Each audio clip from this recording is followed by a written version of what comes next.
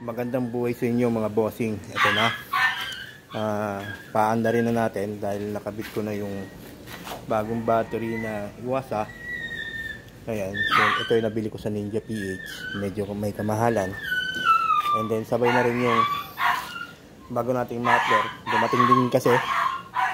Ayan, so yung short pipe kasi, yung AC project, talagang napakaingay nun, open na open at maiksi. Ito may busal, pero try muna natin paanda rin to. Ayan, kung aandar na ba.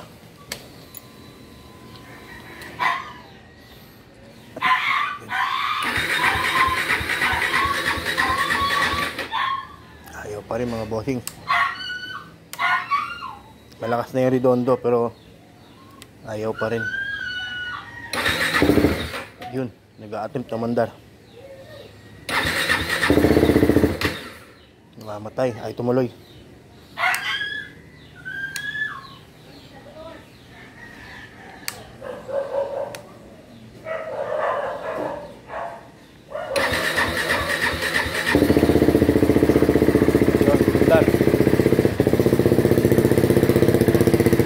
Mandar na mga bossing, pero matagal pa rin, hard starting pa rin.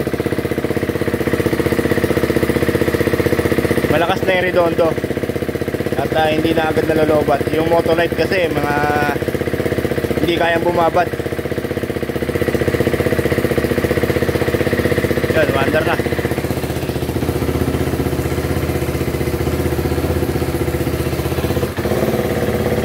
Pero medyo parang may palya. Malaman natin to. Yun, tahimik naman. Ayun, umandar na mga sir.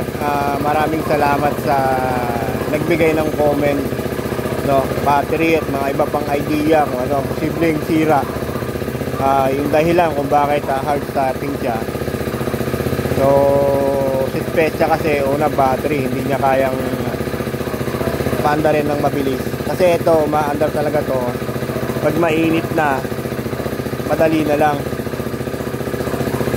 Pero pag sa umaga o may oras talaga na napay-standby ka na matagal, ay hard starting na siya. Pero kanina, kita nyo naman, matagal lumandar, no? So malalaman pa natin to sa mga mamaya, sa mga sumusunod na araw, kung ganun pa rin ba yung issue. So kaya din nalolobot yung battery kasi hard starting nga siya, no? Ayan. Pero anyway, maganda na yung battery natin.